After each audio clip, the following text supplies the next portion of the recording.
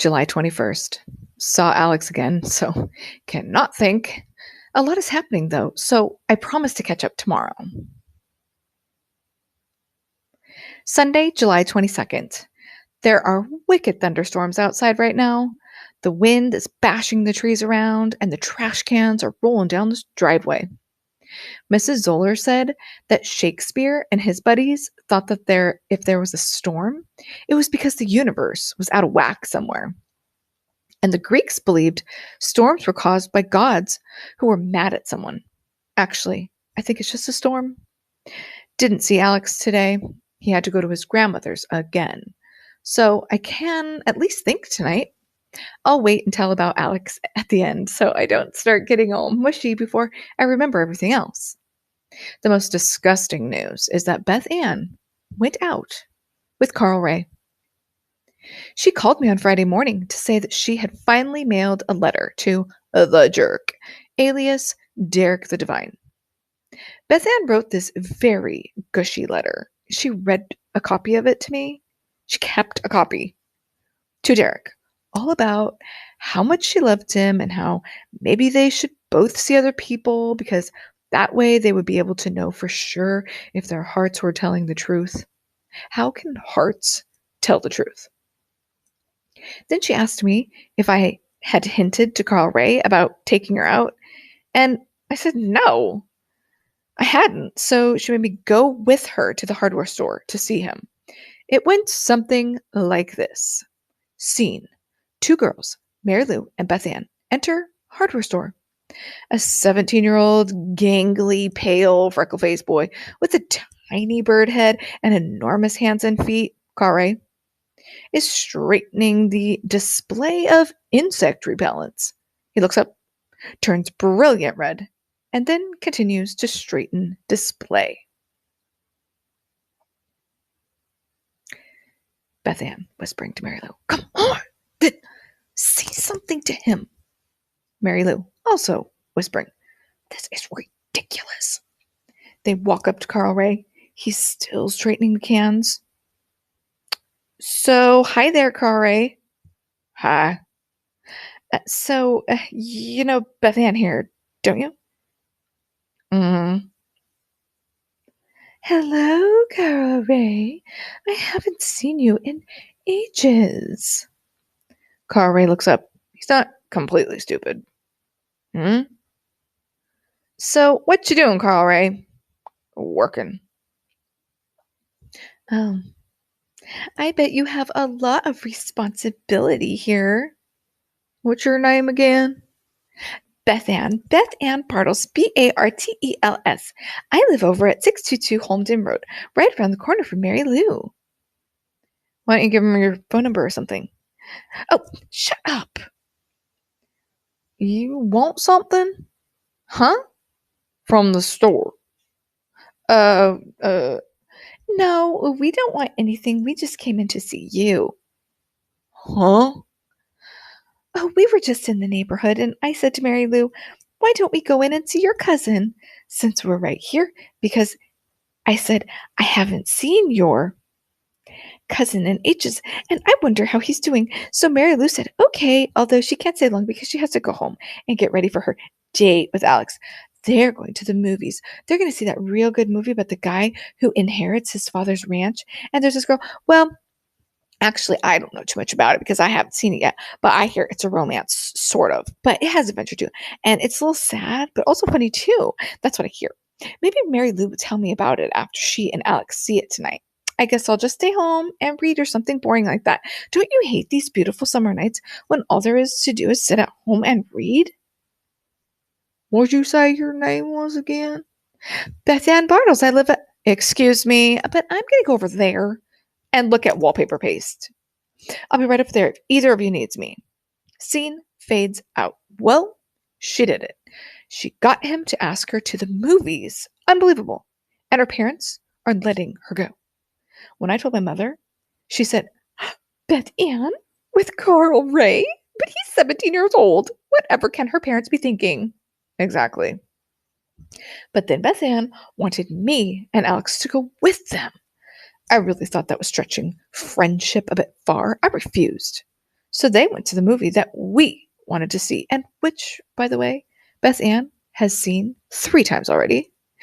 And we walked down to the big boy and had a hamburger, and then we went to the park by the pool and sat on the picnic tables. We held hands for 20 minutes. I had my watch on.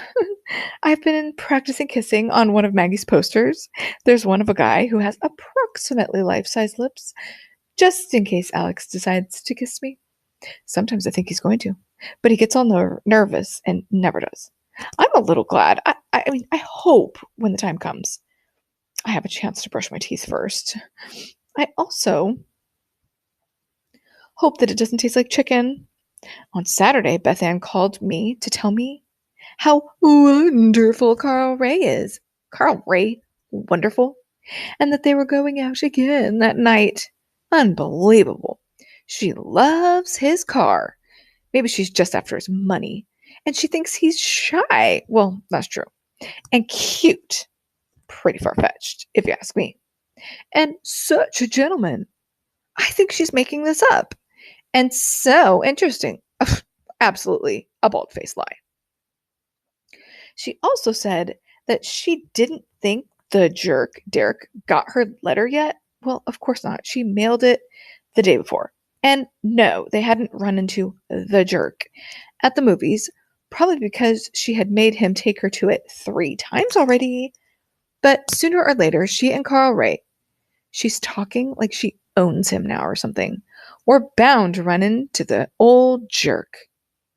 Bethanne also said that Christy had called her that morning, Saturday, and told her that the GGP, the secret club, was having a pajama party that night and only a few non-GGP girls were invited, and that these non-GGP girls were under consideration for membership. They invited Bethanne to the party, but she told Christy she couldn't go because she had a date with an older man. Oh, brother. Bethanne decided this was a good strategy anyway, and it would make them even more anxious for her to join. Then Bethanne said that Christy asked her a million questions about me and Alex. But Bethanne said she didn't really know too much about Alex because I don't tell her very much, as if she ever gives me a chance to get a word in. Then Bethanne said that Christy was probably going to call me at any minute, so I'd better get off the phone. Christy didn't call. The other news is that Carl Ray is going home next Friday. When I mentioned that to Bethanne, today she about blew a gasket. You'd think they were married or something. She said, "Oh, how can he leave me now? And why does he have to go on the weekend?" And all that kind of malarkey. Wild Winds and Pigmen. I read book 10 of the Odyssey yesterday afternoon. It was pretty good, but there are some very strange parts. For instance, King Aeolus lives on an island and he had 6 sons and 6 daughters and he made them marry each other. Oh, how disgusting. I guess because of the island and no other people being around. The king gives Odysseus a present. It's a bag of winds. Really? A bag full of crazy wild winds. The kind that are blowing around outside right now. So Odysseus takes this weird present and off he goes. But when he falls asleep, his nosy men open the bag and the winds get out. And there's this horrible storm. And they get tossed around and are driven about 8 million miles away from their home. They were almost home until this happened. Then they go to another island where Circe lives. I think I said that right. And she changes all the men, except Odysseus, who, of course, is too clever, into pigs. Homer really gets carried away sometimes. Circe falls all over Odysseus and wants him to go to bed with her. What? Homer doesn't seem to care that Odysseus is a married man and has all her servants wash him and anoint him. You'd think he'd get tired of having other people wash him all the time and put oil all over him. My parents don't want me to watch any sex or violence on television. If only they knew what the school was asking us to read. Anyway, Odysseus and his pigmen end up staying there 12 months. Carl Ray happened to sneak by me in the living room while I was reading, and he asked me what part I was on. When I mentioned about Cirque and the pigs? He said, "Oh, yeah, book 10." Oh, wait, he doesn't talk like that. "Oh, yeah, book 10." This surprised the heck out of me. And when I said that I thought it was a little far-fetched about the men turning into pigs, he said, "Well, it's a metaphor." Can you imagine Carl Ray even knowing what a metaphor is? And I said, "How so?" And he said, "Women turn men into pigs all the time." Then he went into the kitchen to make himself about 4 sandwiches. And I sat there thinking about that. I hate to admit it, but it's really very interesting. And I wondered why I didn't think of that. Maybe this whole trip that Odysseus is on is a big metaphor. You know, like the poem about the woods on the snowy evening. That road is supposed to be the road of life. I asked Alex about it that night when we went to the movies. Bethanne and Carl Ray went to play miniature golf. And even he seemed to have known all along about all the metaphors. He said, "Sure, his whole trip is a metaphor. It's like life, all the time you're trying to find home. You are. And all the time you have these adventures." I never even knew that Alex paid attention in English. But I'm supposed to be the one good in English. I felt pretty stupid. But I like the Odyssey better now. I will tell only briefly about Saturday night because the thunder is scaring me to death. Oh, we went to the movies and saw this really sappy romance. But I have to admit that I enjoy the kissing scenes a lot more now than I used to. I've been studying them. I think I might write my own manual. Usually, the guy starts the kiss, but not always. If he starts it, the girl often acts shy first, but then she gets into it and throws her arms around his neck. When the girl starts it, the guy usually looks pleased, and then he throws his arms around her. Odd thing I've noticed is that the kisses rarely occur when everything is all quiet and romantic. They happen at times you wouldn't ordinarily expect them, like after a fight, just when the woman has been telling this man that she hates him, or right in the middle of the street with people walking past and cars honking their horns. In the movie we saw tonight, a couple kissed right smack in the middle of the supermarket after the woman picked up a frozen chicken. I've never noticed that in real life. But maybe it happens, though. Maybe I haven't been paying enough attention. After the movie, Alex and I went to the park, and he started telling me about why he likes basketball so much, but he's always worried he won't make the team. Now that surprised me about Alex. I thought he was Mr. Basketball Confidence. And right in the middle of talking about basketball, he reached over and put his arm around me. It's the truth. Now, how in the world do boys' brains work? How do they connect basketball and putting their arm around a girl? I would have liked a little warning. And what exactly is the girl supposed to do when the boy puts his arm around her? Just sit there, move closer, untangle her own arm, and put it around him? Squash. I just sat there, pretending not to notice. Alex kept talking about basketball. I was pretty sure the kiss was going to come next, but it didn't. Who cares? It's getting so that if Alex just breathes on me, I feel like I have on my magic sandals and I'm flying off to Mount Olympus.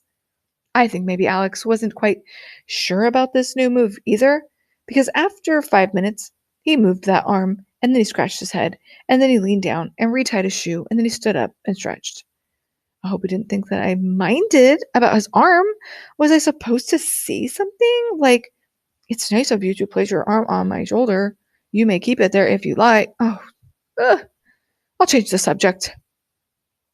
Apparently, Bethanne and Carl Ray, I'm going to start calling him Lance Romance, as he is finally using the shower and splashing on tons of aftershave, had a truly divine and wonderful time at miniature golf. How you could have a truly wonderful and divine and wonderful time trying to push little balls through a clown's mouth is beyond me. And Derek the Jerk wasn't at the miniature golf range. Surprise, surprise.